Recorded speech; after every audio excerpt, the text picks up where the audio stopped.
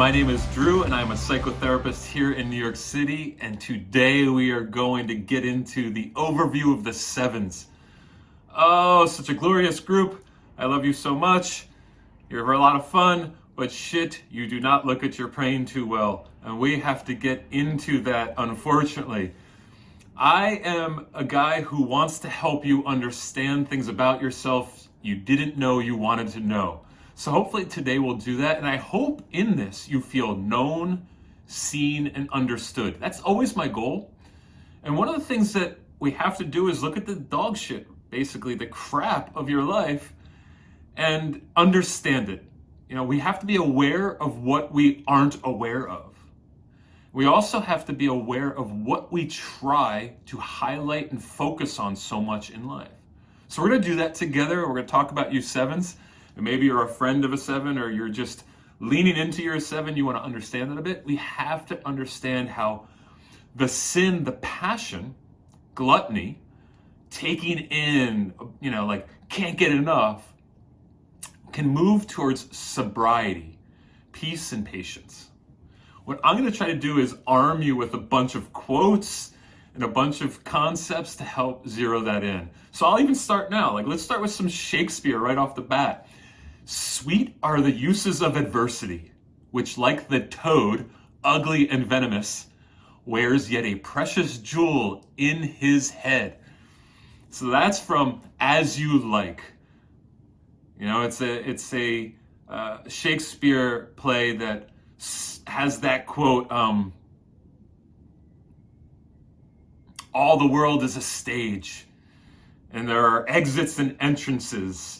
It took me a while to kick in what that quote was, and the idea that the fool doth think he is wise, but the wise man knows himself to be a fool. And this is actually pretty apropos for you sevens. Sevens can get stuck thinking they know a lot more than they know, and they can look a bit foolish and naive because they don't have restraint for the long haul. And that's one of the things I want to help you with is learning about the long haul, not just the next thing. Here's another quote from Paradise Lost, John Milton. The mind is its own place, and in itself can make a heaven of hell and a hell of heaven. Now, I'm a 4, and this is kind of apropos for me. I can make a hell of heaven at times. Of a beautiful thing, I can make it ugly and dark. Us 4s can do that. Now, you 7s are constantly making a heaven of hell. And one of the things we have to do is not have an optimist bias so much. 7s can have a selective memory about some dark things in their life. I've talked to 7s that have explained some really dark things in their past, especially in their families of origin. And the way they gloss things up is pretty wild. So there is a symptomatic self-restriction in optimism. Let me say that again. There's a systematic self-restriction in optimism. You can restrict yourself by being so optimistic because you're not seeing the full picture. I want to give you this quote, and this is one of my favorite quotes of all time, and it's from Milan Kundera's book, The Lightness of Being. Classic title for a 7. Is heaviness truly deplorable and lightness splendid? Don't answer this question, 7s. Let me read on. The heaviest of burdens crushes us. We sink beneath it. It pins us to the ground. But in the love poetry of every age, the woman longs to be weighed down by the man's body. Now, just shift out of, PC here for a second. He's a writer. Let him write. The heaviest of burdens is therefore simultaneously an image of life's most intense fulfillment. The heavier the burden, the closer our lives come to the earth, the more real and truthful they become. Conversely, the absolute absence of burden causes a man to be lighter than air, to soar into the heights, take leave of the earth and his earthly being, and become only half real. his movements as free as they are insignificant. What shall we choose? Weight or lightness? Throughout our time together, you're going to have to think about what you choose. Weight or lightness? That's the question, right, guys? But as we're exploring your personal accent, the good, the bad, and the ugly, I don't want to get so heavy so quick. So I think about the first girl I fell for in college. Clearly a 7, and I don't know all of the workings of chemistry, but I know that when I first saw her, I was in my window in college, and there was something that was just a gravitational pull. Now, I'm a 4, and there's a darkness to 4s. And I wonder, even in that moment where I reflect more than 20 years back, was I looking to compensate for my darkness with her lightness? And all I saw was this person walking across campus. There was something, that 70 bubbly, zesty life thing, that delight, that joy that was in her walk. And I know that I've been gravitationally pulled towards some 7s in my life that have helped me loosen up. You guys are perpetually astonished and surprised. My buddy Scotty, who I'm using as a muse in all of this, is one of my best friends in the world. He's a 7 with a strong 8 wing. The first time I got to know him, I didn't call him Scott, I called him Scotty. And then I started calling him Scooter. Like Scooter, he's just got that like Scooty. He's like 6'4", but he's a big goofy bastard. And it's fun to play with him, you know, but he's had some life struggles that have brought him down to earth. And he's been attracted to some friends like me who have not let him get so filled with helium that he explodes. We can't fly too close to the sun, right? So this is what I love even about my relationship with Scott, is that we'll make up names for people, and we'll make up names for each other, and we'll like kind of ruffle each other up even physically. He just had a son, and he said to me his son will have 1 million nicknames before he's 1 year old. It's so true. Like, there's just some fun component that 7s bring to the world, bring to names even. You know, they just shift you into many different nicknames. That perpetually surprised thing, though, is also part of Scott. It's like everything to him is weird. That's weird. It's weird. Oh my gosh, you read that book about emotional intelligence? That's weird. Now, he doesn't do that anymore, but that was his thing. And I had to often stop him and go, dude, not that weird. It's weird that you keep on saying it's weird. So we've had that like fun thing. My friends Skippy, Scooter, Sparky, Scotty. He is a good person to be around, but as he's honed his emotional capacity, he's become more real.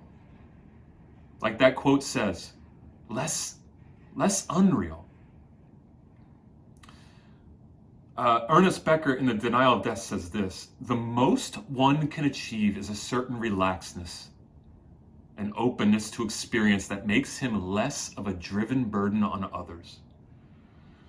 Whatever he does, he is stuck with himself, can't get securely outside of himself. If he cannot, she cannot, they cannot become closer to the ground. And that requires slowing down. It is great that you guys are fun and bubbly and sparkly and carbonated. But I'll say this, because I'm going to hammer you guys with quotes. I just want to give you some fun stuff to put in your pocket and come out with. It's from Joseph Campbell. And he talks about the hero's journey. And he says this: the deeds of the hero in the second part of his personal cycle, that's the second half of life, second 40 years, will be proportionate to the depth of his descent during the first half, the first 40 years. He's not suggesting that you have to see everything as dark. He's saying, can you dig deep in the first half of your life, to suck the marrow out of life, not just the fun stuff, but pain too. You guys want to run from pain. And to learn your personal accent, you must stick in the pain and slow down a bit. Not like I would as a 4. It's not your call, that's my call. But to be more present and more aware and not trapped in what you experience as boredom, but is just actually real life. So I'm going to take you on this journey. Again, my name is Drew. I'm a 4 who's talking to you 7s. If you want to do any personal work, and any individual work, get in touch with me, whether that be long-term, short-term. Some people just do one session just to learn a little bit more about the Enneagram with themselves. You can get in touch with me on my socials or on drew@drewnewkirk.com. Check out my website. And otherwise, I hope you just feel known and understood and more aware of yourself at the end of this, and that we kind of have fun in the darkness. It's almost like getting into darkness, we're going to move around a little bit and feel things out without having a vivid experience all the time. All right, so let's jump into it. Just before we move on, I want to clarify that this is a 101 course. This is Enneagram 7 overview. But the Enneagram 7 subtypes, that's where we're going to just really wring this thing out a bit more and get some of the juice out of this thing. Or you can find out what kind of 7 you are. You can narrow it down more by getting into those subtypes. So if you don't know about the subtypes, go watch my overview on the subtypes. And that will also talk about the heart centers and the stances that we take in life to protect ourselves. Additionally, I'm going to do an episode hopefully on the 4s and 7s. So check that out too if you want to understand a little bit more about how they interact together. Start us off is just that you guys are great entrepreneurs. There's a pattern recognition that a 7 can really key into and an openness to new experiences that's really beautiful. It's one of the things that I love to absorb from you guys. Just learning that process of taking in the world in a joy-filled way. You know, as a 4, there's a little melancholy I have about everything. And it's something I play with, and I find when I'm with you 7s that I want to pull your inflated balloon down to earth a bit. And that's probably healthy, that we share that, we play with that a bit together. But you can help a number of the numbers be more uninhibited, to express and release. You have less deal breakers, you know, so you're open to more.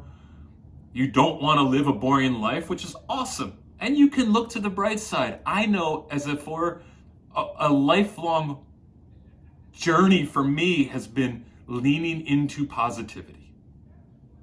And I've done pretty well, and I've learned from a lot of you that the synthesizing mind can put things together with acuity and enjoy that process so much. So we got to just right off the bat, enjoy the flexible mind that you have. The ability to see those connections and to do things with them. At times be rebellious and say no, and not put constraints on things and have all these options. You know, perpetual state of options. It's kind of fun. 7s need that optionality. They need the ability to have a way out. It works for you and against you. You know, there is a growth process to moving forward, keep moving. But I've found that success can be a real restriction for 7s. I know it's a weird thing to say, but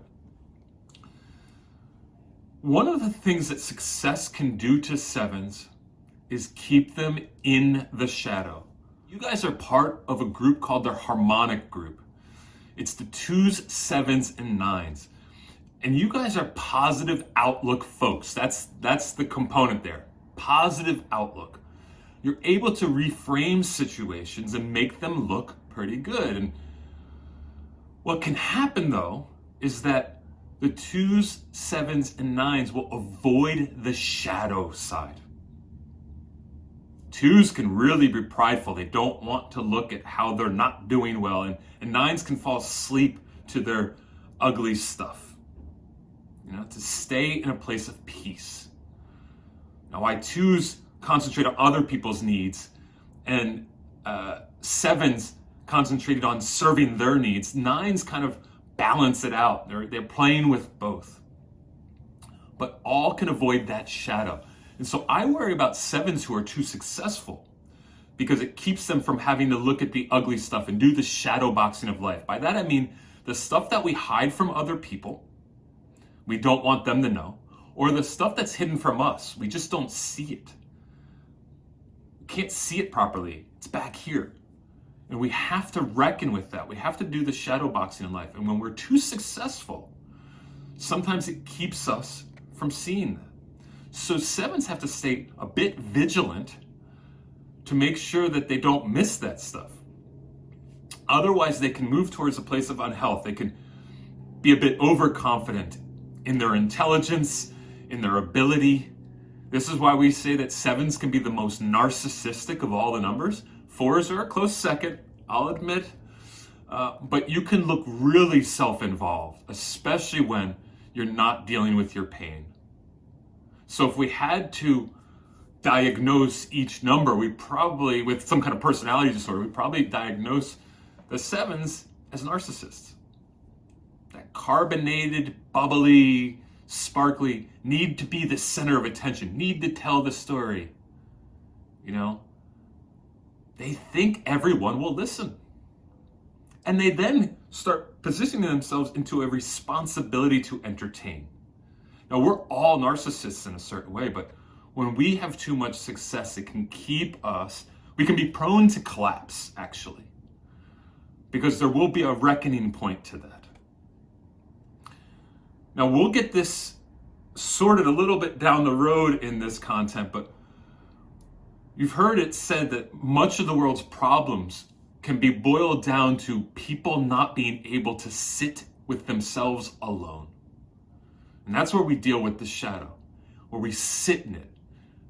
We diversify our internal portfolio by learning a little bit more about ourselves and integrating a little bit more of other people. And it's hard for the seven to do that because they're always on the move. And there's an anxiety to that you must admit to. You live in that fear triad, and it's the anxiety of pain, of getting stuck in pain. So you have to keep moving and migrating to mitigate anything that will keep you from experiencing too much pain. And that's your mitigation technique of on to the next thing. Once I get bored, I move on. And it is your primary responsibility, sevens,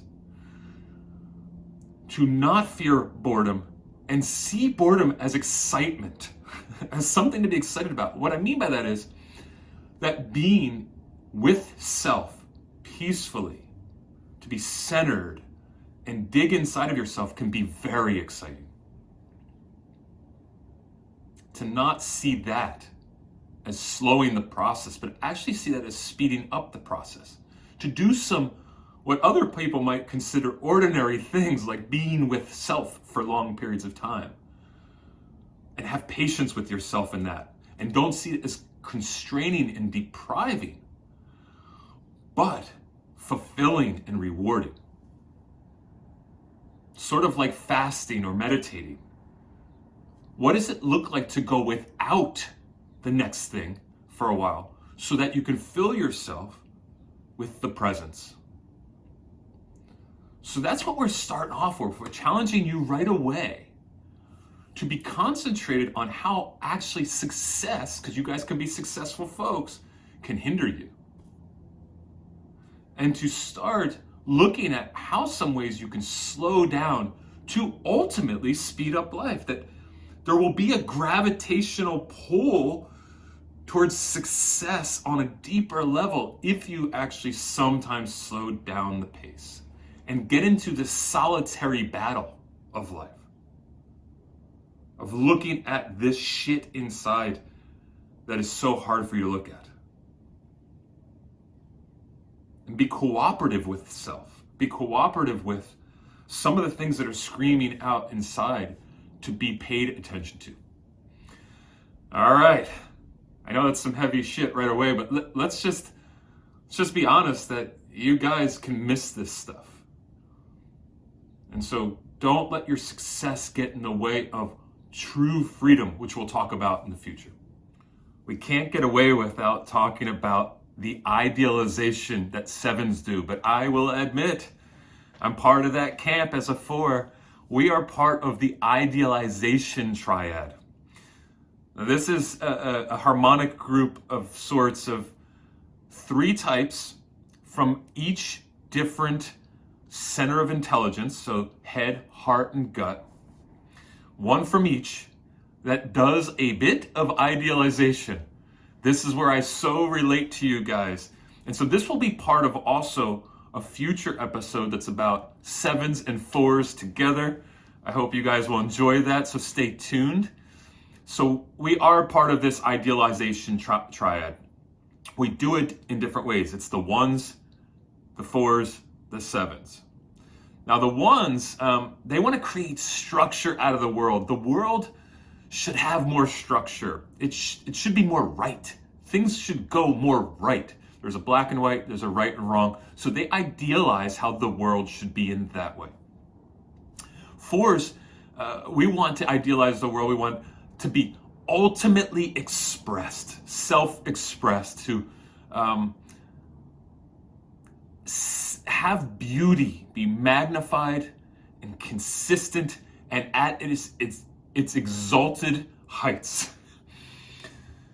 The 7s, you guys want to have a world free of pain.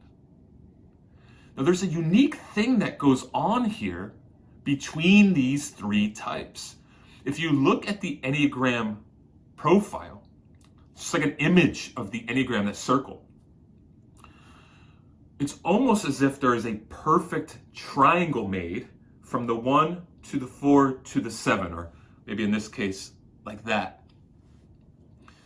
And what we need to do is learn from each other. So there is this sharing that's going back between the 1s, 7s, and 4s. I know for us 1s and 4s, we need to, have more positivity, more good vibes, make some bad decisions, because we have like a really heavy internal critic. So you guys help us chill and have fun and make some illogical moves and wiggle and sparkle. And like the 4s are already sparkly and bubbly in a sense, or carbonated, but we have this deep darkness that we have to work through with some positivity. What we do, 4s, help you 7s, is deal with the shit when it goes down, because life will get brutal for you at some point, and we're going to probably help you through it. So we have these areas in which we need to de-idealize the world and then work towards all of our sobriety. So the 1s need to integrate more and become a bit more in the gray. Not so black and white, not so right and wrong. Make some bad decisions. Us 4s have to become more whole. Move towards equanimity and wholeness and a sense of balance. And you 7s, you need to find true freedom. I've heard it said by my friend that if he's in a room and the door is shut, there's an anxiety that happens. But if he's in a room and the door is open, he doesn't need to leave the room forever, but he just needs to know the door is open. And so there is kind of a trappedness that he feels regularly. And the 7s seem to be so free, but often they're struggling with a lack of freedom, so they need to find true freedom. And our vision for the world, 1s, 4s, and 7s, has to be more bent in reality. Your idealism as 7s works really well for you. What 7s are great at is coming up with spontaneous solutions. They're quick on their feet, they're agile, they're optimizers, not just optimistic, but optimizers, improvisers. There's a quick recovery time. So that quick on the feet, quick recovery, spontaneous, slidey type of thing can actually put you into a place in which you have a kind of a honed storytelling skill that can frame things pretty idealistically. And you'll get involved often in causes and movements that are great. You know, there's a rationalization to make the work work. A denial of the gray, a denial of the dark. That silver lining playbook. But that's actually kind of exhausting to have to frame things that way all the time. And this is the sobriety towards de-idealization and reality, that true freedom that you guys need to find. So think about when you're wiggling your way out of complex emotional experiences, specifically like heavy issues like death, pain, loss, religion, hot button topics that sometimes you'll debate intellectually, but you won't feel the weight of. I challenge you to notice how you try to wiggle and slide your way out of those. Because you guys can shift then to one of your greatest gifts, which is storytelling, and then you can keep people engaged, or you can kind of dictate the movement of the conversation. That's your communication style is in storytelling, and it's infectious, and there's laughter involved, and zest and charm, and the joke is so close. You know, the movement, the itch towards this next thing that you can shift into so you don't sit in the silence too long or the tough conversation too long is really beautiful, but also can keep you from the weightiness and the meat. And then you're staying in the bun. You know, if this is a hamburger, you're in the light, fluffy bun, but not in the meat. And it's fun and it's casual and it's familiar. But there's a bit of a... Listen, we can all be clowns. We can all be considered jokers and boobs and fools. But you sevens sometimes, because you're staying leavened, fluffy, breadish, can sometimes be passed over because there's not enough depth there. And so when your idealization moves towards a lightness that keeps you from being taken seriously, and the story is just being constantly moved and shifted, can you use the same skill set that I started with? Spontaneous, quick on your feet, agile, optimizers, improvisers, towards depth, towards true freedom that's grounded and rooted. That's my challenge to you. We're gonna go into pain, and I know you guys don't want to do that, right? It's your resistant point. It's this tedious work, and it feels like a wasted landscape. Why go there? Why deal with this stuff? Now, I know you healthy sevens have done a lot of work. You've gotten into the hard spaces and often had something that really crushed you in life that required you to deal with this. But you guys are firmly in the camp of fear. The 5s, 6s, and 7s are in that fear triad. And for you guys, it probably doesn't feel like fear. You can't even identify it. So how do each of you deal with fear? The 6s tend to be pessimists. They overdo fear. You 7s underdo fear with optimism. And the 5s, they have a fear that they won't have the right resources to handle the world. So they withhold, they pull back, they grip on things. So when we deal with pain with an inflated or overinflated optimism, there is some kind of sneaky way that fear still grips us. Sigmund Freud, way back, the godfather of psychology, said this: unexpressed emotions will never die. They are buried alive, and they will come forth later in vulgar or uglier ways. They will catch up to you. So what happens is we tend to alienate ourselves, from the true self, when we run from a common emotion or a common experience. And this idea of fear is that if I get stuck in pain, I'm going to be there forever. And so the 7 wants to avoid that psychological pain at all costs. Now, of course, we're on this spectrum. And, you healthy 7s who are watching this as a tune-up know that you've done the work. You've fought through a lot of this misconception that if I look at the pain, if I deal with the pain, I'm going to get stuck in it forever. And you've probably found that you've become more rooted. What happens is when we are not dealing with common emotions, because they're like a primary thing that we're resistant to, we become unrooted to ourselves, derooted. And that root system is so important, and emotions are so important to helping us know who we are, how we operate, and where we're going. So when we avoid pain with positivity and we shift from the difficult to the easy, we shift from the now to the future, which is a 7 commonality, right? You guys just want to look to that future. And we avoid the suffering. We disconnect from self.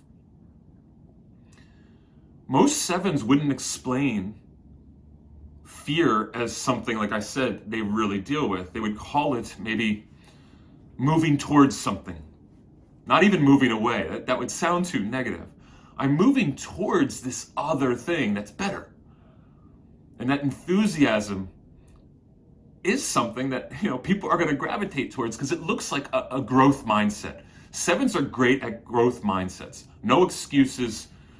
I'm going to think positively and I will get this thing done. Why would I speak negativity into something? But when we are pushing that hard away from negativity, there is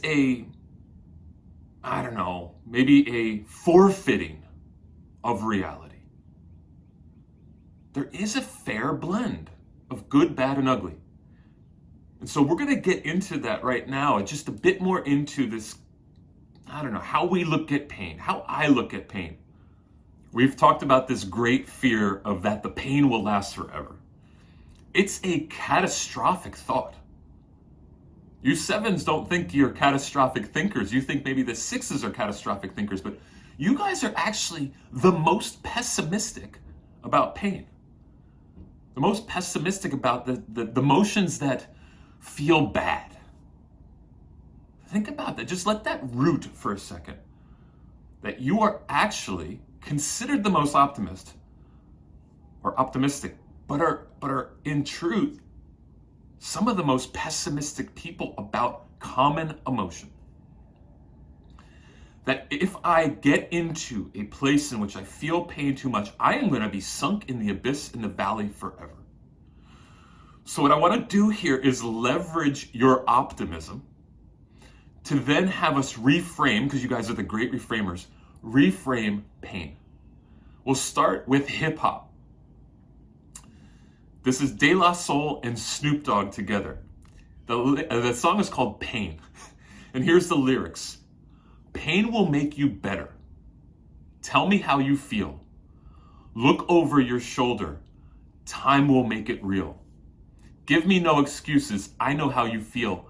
Pain will make it better. Now, here is when Snoop Dogg comes in. Snoop Dogg's gonna kick your ass with some lyrics. No wetta, 4 letter. Okay, pain, 4 letter. Mo better, good things. Slow pain, no gain, go getter. Change like the weather. Solid as a rock, small piece of leather. Something hard, something gritty, something that could handle the world. But well put together. Flames are endeavors. Time to find out that game makes it better. Pain makes it better. King be crowned, look at me now. He's shifting with De La Soul. The idea that pain is this ugly, avoidable thing at all costs. 2, pain and suffering can actually develop some real, rooted, systematic resilience. That the wilderness and the times of deep sorrow or deep pain can actually make me a strong character, a weathered character, a leathered character. The pressing will make me into something that is more deep and profound. Listen to Dostoevsky. I always say the name wrong. Russian writer, right? Pain and suffering are always inevitable for large intelligence and a deep heart. Now, these sevens are smart folks, but they often sacrifice their deep emotional intelligence for just common knowledge. And the emotional intelligence is the thing that's hard to work for and hard to get. It requires much more sacrifice of the ego and going into your secret self to come out with the true self. This is my favorite quote of all time. Now, I'm a guy who can deal with pain. I'm a therapist. I'm a 4. I sit in the pain with people. This quote helped me understand that a lot of the pain in my life is actually something that is going to make me a better man, a better person, better friend, better lover, anything. And here's the quote, and I've committed it to memory.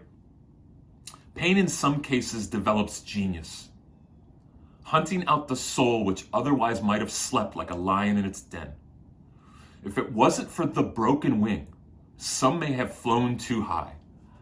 Some of these choice doves who now carry the olive branch in their mouth and show the way to the ark. Those who have gone through pain well, who have learned themselves in it, show people to the promised land. Show people to the ark which will save you from the flood. It's my challenge to you sevens. We're going to continue to go down this road of pain here. We have to. It's inevitable. But these are the resources I want to give you. Just some quotes. Dostoevsky. This one was Charles Spurgeon. Charles Spurgeon was an 1800s pastor who spoke on anxiety, suffering, depression in the 1800s in England. And that quote is so powerful because people needed that then too. We'll just continue to journey down here, and I want to keep on giving you these resources so you can reframe a bit.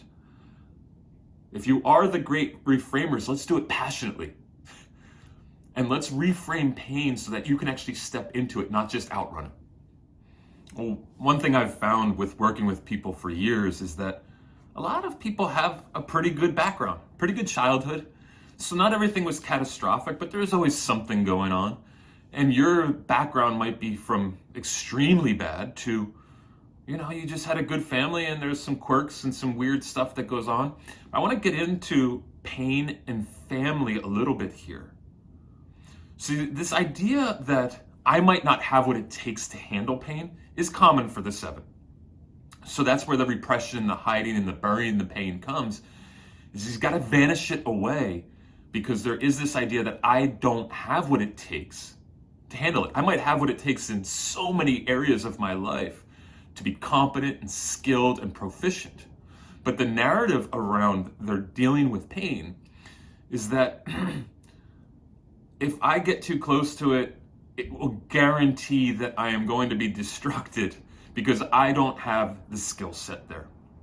Now, I think we're all born with kind of an innate ability to grieve. And when it's taught to us, when we get those skill sets, it's a lot easier. And so the 7 has kind of been outrunning the skill set, hiding from building that skill set. Planning a life that seemingly guarantees good times. Now, where did they learn this? I mean, some of this is just out of the womb. If you're a 7, sometimes you're a 7 out of the womb. I think that's kind of how this works a little bit. Sometimes your environment really more shapes that. But maybe as a kid, let's just not go to extremes, but just say like a baseline, you had to escape stress in the house. And you might have done that with imagination. You go to a place that's more enjoyable than the reality that you were in. And maybe that happened to you even at school or wherever it was, whatever environment. The environment needed, at some level, you're needing to escape it and escape the reality of it. And let's just say that you didn't have the support you needed or didn't think you would get the support you needed. So you reacted to that environment by making everyone happy. You took care of them. You buoyed the system. You buoyed the family. You wanted to, in a sense, vanish their pain by being a positive, distract them from the tension. And what starts to happen there is we start to build a theme or a narrative inside that I can't depend on anybody for anything. There's almost an abandonment that has happened, and you have owned the abandonment internally and said, I will be abandoned. So you don't leave me, I will take care of you. I will be the light. And you already probably had a gift for being light. I have a nephew who, since he was this big, had a smile on his face. It's so hard to not like him, even if he shat on your couch and looked at you and gave you the finger, he'd do it with a smile. So sunny and shiny. And that just happened recently. He sat on the couch and he looked at his mom and just smiled at her. Sevens can get away with that stuff. You guys can have this like there's no wind, no cloud, no rain that you can't make into something better. There's a specialization in joy.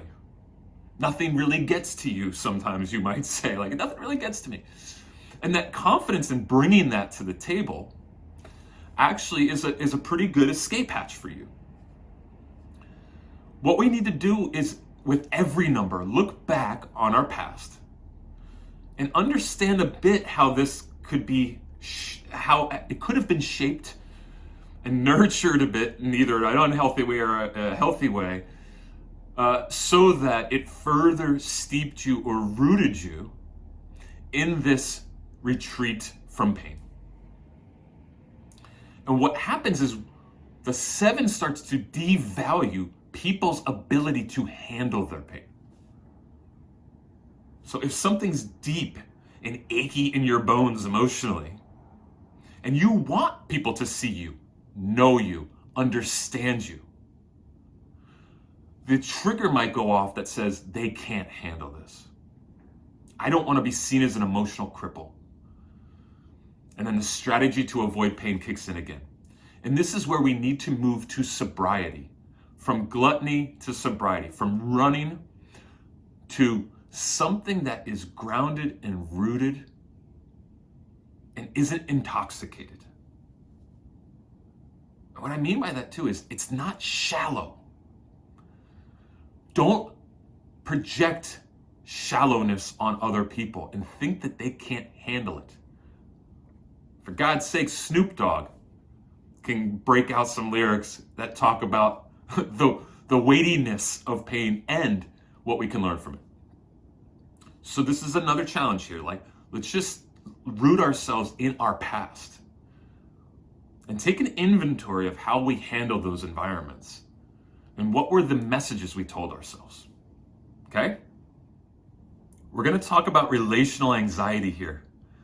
What I've found is a lot of 7s have an inadequacy that might not be known to them, or it is known to them, but they're hiding it pretty well from other people. And I think relationally, they can be one of the most inadequate numbers. You'd be surprised by that, right? Because they make friends pretty easily. They're so enjoyable to be around. But for a very acute, aware person of emotional intelligence, a 7 can be really shitty at connecting. They can be off. The conversation sometimes is ended before it started. There's an anxiety there, almost a haunting with a 7. You can see that they're off to the next place. I have a number of 7s in my head right now who are actually really not present at all in conversations. And some who have gotten more present over the years as they've gotten healthy. One of my best friends is a 7, and I've seen him over 20 years go from doing this in conversation, kind of like half being in it and looking, to now being present, locked in, aware. But when you're with a 7, or maybe you 7s can think about it in your own life, that you guys can be so checked out because you're off to the next thing.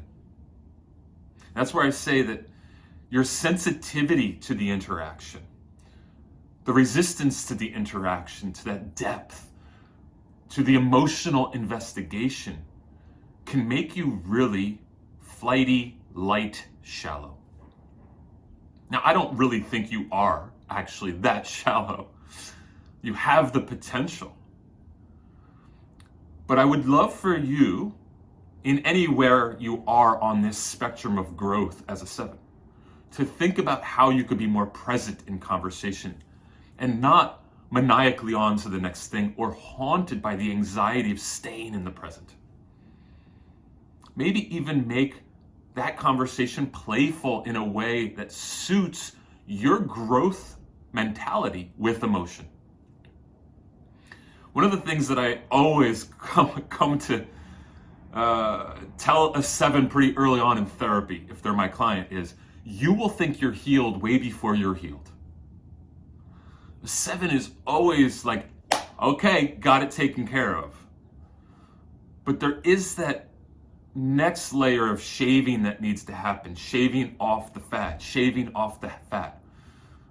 And sometimes they can become really good clients, but often they're the worst kind of clients because they're off to the next thing when they haven't finished the thing that they came to. And I just have to sacrifice that and go, that's what it's going to be.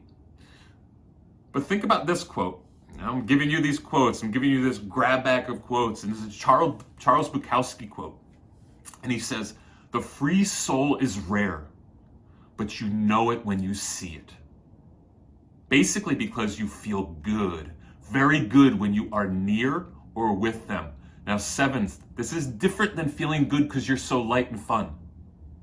What Bukowski is talking about is a free soul, someone who knows themselves well and can be present, not bailing on the conversation, not shifting to the future. That the current moment is as valuable as the next moment. Satiated and content here. Practicing pulling themselves back, reining back from the future.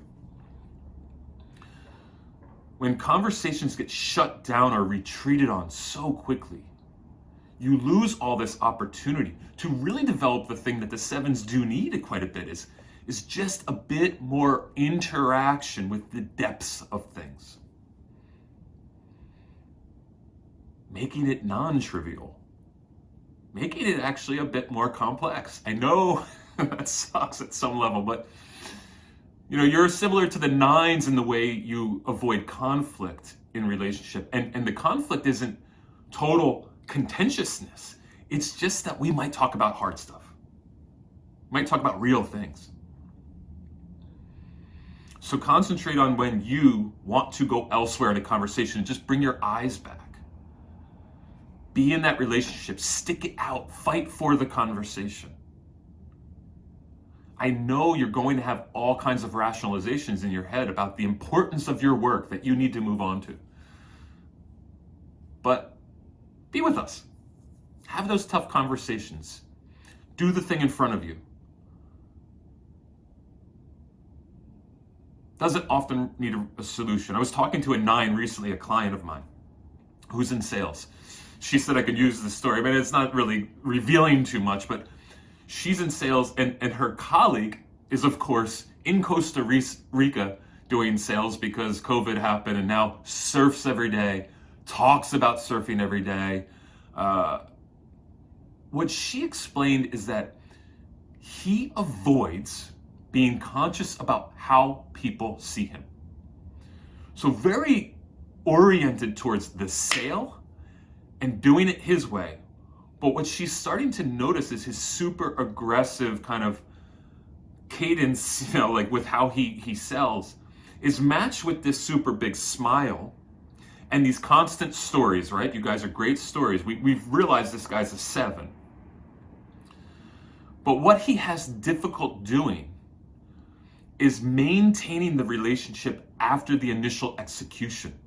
He's actually requiring other colleagues to maintain that relationship with the client after the execution.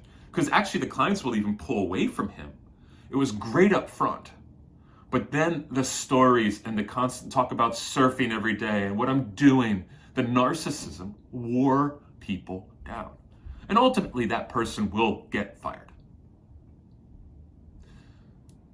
You must know as sevens that the withdrawal types, 4s, 9s, 6s, no, 5s, they're on to you. They're pulling back and they're watching this self-involvement and the lack of ability to pull back, stay present in the conversation. So a guy like me is going to notice how much you talk because I'm so aware of how self-involved I am. And when you're not, then I am going to take you down a bit. And there's going to be some kind of consequence of that. And often it is in our work, in our relationships. So be concentrated on how you're coming off and how often you're to the next thing, even if it's talking about surfing, talking about the thing you're going to do that day. How much are you spinning a narrative? People will tolerate it for a while, and you'll think that they're into it. They're tolerating it. That doesn't mean you're a bad storyteller. It means that you have to navigate that pretty well and be very deliberate about how you do it. When we get into this content, there is a repetitive nature to it. I get it. And I'm doing long form content, and I appreciate you for coming on the journey. I hope that it serves you. But there is this repetitive over and over and over again thing that has to happen. So we're going to constantly be looking at how the looking to the future and the unlimited opportunities can keep you from the present and from learning about how to deal with your pain and become potent because you can deal with your pain. And I think what happens is when you become more potent because you can deal with pain, there is a readiness to receive. It's as Rainer Marie Rilke, one of my favorite authors, says, everything is gestation and bringing forth. Gestation, growing, then bringing forth. Readiness to launch. And so as you're running through your head, even right now, probably travel, projects. I got to do these things. This is taking too much time. He's getting repetitive. And then immediate next future thing. I want the future now. There's a deprivation even in this time I'm wasting here. I want what I want, and I want it now. To think about slowing down. Now, I want to use this concept that was developed by the abbess, Hildegard von Bingen. Now, abbess is like the head of a nunnery. And she came up with this word called Viriditas, which is two words stuck together, green and truth. And conceptually, it's the idea of growth and vigor, that there is a greening power of God to be sought out. That Latin, greenness, viridity. It's in the same camp as fecundity, lushness, verdure, the freshness, the color, the fresh color of green, the color of vegetation. I'll use it in a sentence, this word verdure. It's also a nice word, just like Viriditas. The verdure had thickened and its bright greens stood out sharply against the rocky grays of the Alps and their white caps. It pops. It pops like you sevens. She said this, "O most honored greening force, you are enfolding in the weaving of divine mysteries." There's a certain type of intelligence when you deal with your opportunity anxiety. That's what we're talking about right now, opportunity anxiety. The opportunity's out there. I can't be restricted or trapped. There's limited opportunities. I got to get them. Now, yes, you sevens, stereotypically, people think you can't commit. And I know you can. Actually, sevens can be very good at committing. What we're talking about here is committing to slowing down so opportunities can find you. You're sometimes so drunk on the idea of the next opportunity. that you don't settle in. Here's another quote, okay? This is Viktor Frankl, who had to struggle in a concentration camp and survive and almost die and couldn't just run to the next thing. And he says this: when a person can't find a deep sense of meaning, they distract themselves with pleasures. And there's a pleasurable experience in looking to the next thing. And this idea of Viriditas is ripening to be ready to be eaten, in a sense, to be at the right time for arrival. Dostoevsky says it takes something more intelligent, or something more than intelligence, to act intelligently. Sometimes the most intelligent act is just staying present in a moment and allowing things to green so that truth and lushness come together. We've seen so many sevens outrun the opportunities right next to them because they were on to the next thing. They got slidey and slick and sleek and actually slipped past the best shit that was right in front of them. They dislocated themselves from the moment and located themselves in the future and lost the grandeur of this thing. There was a diffusion of possibility. So as I'm throwing some of these quotes at you, Dostoevsky, even Rainer Maria Rilke's gestation and then bringing forth this idea of slowing down. And we do this better as we get older. You know, as you're reaching towards 40 and then past 40, there is kind of awareness. I have a years of experience and maybe even some psychological torture where I can get serious about the now. I can dip into community and let some things dynamically happen in the present and not have to force them. So that's my challenge to you, is to think about verdure or viriditas, this idea that there is a greening power of the universe. And it's slow and methodical. And it is to be sought out. And to sit in that is to actually like kind of get in this sun over here. Like there's a sun coming. Let it soak in, let the water soak in and grow appropriately at a pace, not outrunning it. Cool? Sometimes I just want to kind of clarify between two numbers. So I think it's a common experience for 7s and 3s to get mixed up a bit, depending on your subtype. And again, we're going to get into subtypes in that next video. And so hopefully you get into those and find out what your subtype is to more narrow down what kind of 7 you are.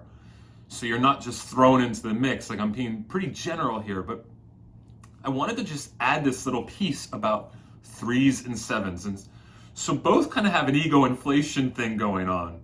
And I'm going to give some commonalities here and some differences, but we always have to start with the unconscious motivation. That the motivation of what are we trying to avoid here? And so for the 3s, there's an avoidance of failure. 7s are a little bit more comfortable with failure. They'll just go on to the next thing. They'll jump to the next thing. But 3s are so image conscious. Like myself as a 4, 2s, 3s, and 4s, we live in that shame group, that shame triad of the heart. And so we're really image conscious. How do you see us? How do you view us? How are you experiencing us? Now 7s do that also at some level, but not to the same degree. So that 3 is avoiding failure, where the 7 is avoiding pain. You know, avoid failure at all costs, says the 3. But 7s, they don't mind failing a bit, and you'll just jump back on the train. You'll just find that you're agile, you're quick, you'll just find a different thing to go to. You're both assertive types. Now this is tricky. I just spent 2 weeks in Switzerland with a buddy who is an assertive type of some sort. We were really trying to narrow down what he is, because there's so much 3 7, 8-ish stuff there. That's the assertive types. And, yes, he wants to present well like the 3, right? That's that image conscious, look for excellence, get it right. But he also is gluttonous and he also is lust-filled. So it can be really hard for you assertive types. That's one camp we could put you in, right? Then we have to go, are you a self-preserving type, a social type, or a sexual type? And when you can narrow that down, sometimes it can help you narrow down what your number is. But the assertive types, they move to the future. They live in the future. And often they're all blind to the opportunity, which we just talked about. That there's an opportunity anxiety. They're living in the future, so they don't see what's available to them now. And that's where that idea of Viriditas, like let things green, the gestation process. 7s can throw out ideas, but not be certain about any. But people think they're certain about it. That's how they're experienced, because you guys say it with such certainty. Then you go into plans. The 3 is a bit more of a manager. They're a bit more of a CEO, where you guys are a bit more of an entrepreneur. You're both optimists, but the 3 isn't as much a risk taker. They take risks, but not like you guys do, not like the 7s do. They're a bit more calculated and focused. Because again, that fear of failure is there. Drive towards status to be seen as successful, so I'm going to be more calculated in how I move, where yours is desire for freedom and not being bored. So you're going to take more risks. Where that 3 can be a better manager, but might not have those big, crazy ideas. 7s have an idea explosion in their head, kind of always going on, a vision, But the 3 can be practically applying systematic movements to move things forward. So they can do the plan, but it's not plans, and it's not ideas. It might be a bit more focused and honed, a honed awareness of where we need to go next and the steps and processes that get there. So think about that when you're trying to decipher what you are. This is just a little addendum here, a little piece here to maybe clarify some confusion. Again, both are assertive types, along with the 8s. Both have an ego inflation, kind of think highly of themselves. Both can be very successful and optimistic. So narrow it down with, what are you avoiding in life, and what are you trying to get in return from people? And 2, what's your subtype? And that might be helped in this next video that we're going to do, where you can start to hone down a little bit more. Now, if you've done any work with the Enneagram, you know that there is numbers for every type that we kind of gravitate towards in stress and insecurity. When we're stressed out, when we're weakened, when we're vulnerable, we kind of gravitate towards a number, and it looks like a version of our number with that number attached, and insecurity. But what I've also found over the years is that you should be learning both of those numbers and the strengths and weaknesses of them. Not just what it looks like to be a negative version of that number, what it looks like to be a positive version of that number too. It's just as important. So for me, a 4, when I'm in stress, I get a little needy. I want to help other people or want to get helped. I'm questioning myself. I want somebody to support me. And that's that 2 version kicks in. When I'm in a secure place, I have a bit of a 1 version where I'm more principled, disciplined, grounded, more constrained on my thought process.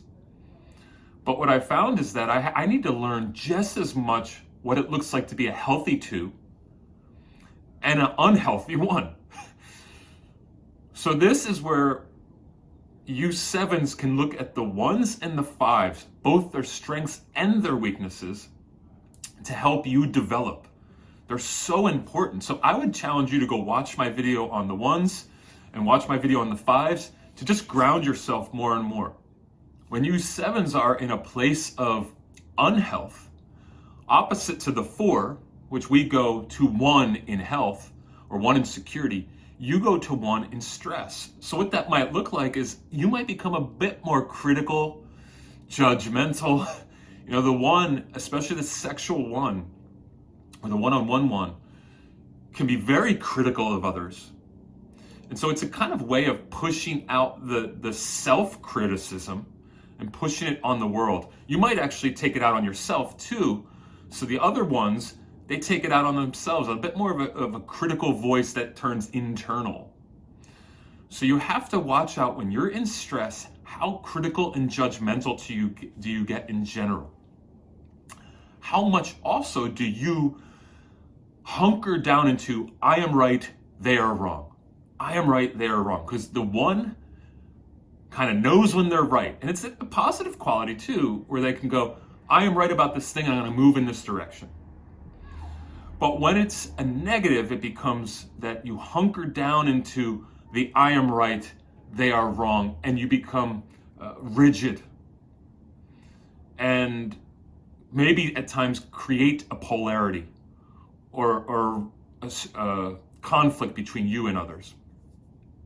So watch out for when you are sensitive and vulnerable, how criticism will take hold, how that you can get obstinate and hold and hunker down too much. But some of the parts of the 1 that you can gravitate towards is that they are grounded and principled in their process orientation. Like 7s could not want to do a lot of the dirty work of life. Things like paperwork and administrative work or some of the nitty-gritty to get things done, the 1 is great at. And so can you go to the healthy part of 1 and move away from just imagination and to the next thing to progressive movements, process. We challenge you to look at the 1 and learn a bit from what they do well and how you can glean from them. All right, conversely, we have to look at the 5 to 1, understand both the negative and positive, but to just understand them a bit because that's where you're going to lean in health. So you guys are both in the head center. This is an interesting thing. The 7s and the 5s are the only 2 that avoid the heart center completely. They don't lean towards the 2, 3, or 4. Now, I am going to, in another episode, talk about the 4s and the 7s because there is this imaginary line between the 4s and the 7s that I think really does integrate that heart center for the 7. And we also borrow from you as 4s. So for me, I'm indebted to you guys. But let's look a little bit at this combo here that both avoid the heart. You guys are, in general, the head people are detail-oriented, they're efficient, they're data junkies. They can be boundaried, so all of them kind of have a unique way in which they put up boundaries, and all have a unique way in which they deal with darkness. The 7s and the 5s, they don't want to have too much darkness in their life, and there's a practical move and an evaluatory move that is more intellectual that they shift to. Now, while the 5s can focus really well, the 7s can get distracted. So it's good for you to watch how the 5s focus. And you guys have this enthusiasm that's great. That's not usually a component of the 5 at that magnitude. They're a bit more muted and opaque. So they know how to actually simmer it down a bit, which could help you if it's too much. I saw a 7 last night, a friend of mine, but I don't hang out with him regularly. And we were talking about how I had been on vacation. He's like, first thing, did you snowboard? Did you snowboard? And he doesn't know if I ski or snowboard. It was just the first thing he could think of because I was in the mountains. Like, what were you doing? And I said, no, I was reading books by the fire. Oh, I can't stand still for 10 minutes. I can't be with my mind. Not leaning into his 5. Not being able to be present. Now 5s, you could be really edited too. calculated and edited, where 7s, you let loose. You just let loose. Couple other distinctions. 7s can be generalists, while 5s can be very oriented towards specialization. They could hunker down with a topic and just dig deep, and become experts, where you guys, you 7s, can get bored, like chew on something and eat it up and then go on to the next dish. Newness and possibility are so part of your orientation. Stimulation and change and curiosity. And so you want optionality, while a 5 wants narrowing. Let me get rid of some of the options. And so in careers, you guys could be career jumpers. You're jumping around, and they're going to pick something and probably get really efficient with it. Go inside, get deeper into those areas, those nooks and crannies. Instead of being a jack of all trades, they're a master. So as we're just thinking about the differences here, start just letting it bubble to the surface what things you can be working on. Do you need to be more edited? Do you need to mute it down a little bit because it's just too bubbly, too carbonated? Do you need to be a bit more efficient and detailed? Maybe hunker in on one area a little longer. It is not wrong to be a jack of all trades. I think 4s are pretty good at this too. But is there an area where you can get a bit deeper? Now let's look at some of the ways that you can actually practice this. Here's a quote for you from my boy Rainer Marie Rilke. He says, "If you notice that your solitude is great, rejoice. There is but one solitude, and that is great and not easy to bear. The necessary thing is after all but this, solitude, great inner solitude, going deep into oneself for hours, meeting no one. This one thing must be something a person is able to attain." He's talking about retreating from the world scene, as Ernest Becker says, to pull away. Kierkegaard says this, "O friendly spirit which inhabits these places." And what he's talking about in these places is nooks, places away, to get away, to retreat from the world. "Thanks be to thee for always protecting my quietness. Thanks for those hours passed in serious recollection. Thanks for the hiding place I call mine. There, quietness increases as the shadows lengthen, as the silence grows." I'm throwing 2 words at you that you do not like too much, 7s usually. Silence and solitude. Rilke in his letters to a young poet, and it's a book called The Letters of the Young Poet. It's a culmination of these letters, talks significantly about silence and solitude. So does Kierkegaard. Some of the greatest wisdom speakers, this is one of their main focuses. And this is what the 5 does so well. They pull away from the world, sometimes to their detriment, oftentimes to their detriment, but you're on those polar extremes. Why they retreat often into solitude. 7s have a very difficult time being with themselves. I've heard many 7s say that they can't sit by themselves for too long or they'll go crazy. So what does the 5 do well? They need space. They integrate some of that excitement and adventure, but they step away, they pace, they slow.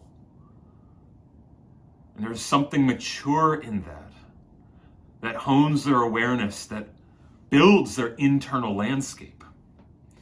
They go into their own space. Maybe that's a physical space or a mental space. Maybe it's meditation. Maybe it's a retreat to be with self.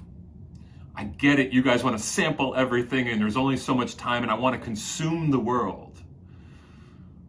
And then let me tell you about it. I like it all. I want to include it all. But what does it look like to put some borders on that and then find some spaces to get deep, to go internal, to go subterranean, down in here, and be with the heart, to even be kind of a spitfire in that way, to find the excitement in the boredom. That's when I usually see a 7 become really mature. They find it exciting to be boring. It's a good thing. If you're escaping boredom all the time, can you reframe boredom so that you can put a positive spin on boredom, that it isn't so terminal, to be connected to self and slow down? It's not crushing. It's not going to make you sluggish. It's not going to take away from life, but it's going to give. So when you're looking at the 5, and again, I challenge you to go watch the video on the 5 and just try to pick up some pieces from them that you can learn so that you can slow down a bit and be with self.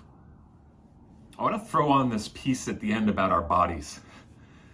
So head people and heart people, I think, can be very vulnerable to not being connected to their body, where the gut people might be a little bit more connected there. So I've found that 5s and 7s particularly often have to pay attention to their body because they get so caught up here. And we know that 7s can struggle with a lot of things. Weight, for example, because there's a gluttony issue, right? There's a taking in. So concentration on diets and dry Januaries, not drinking in Januaries, or right after the holiday season, after you've just gobbled everything up.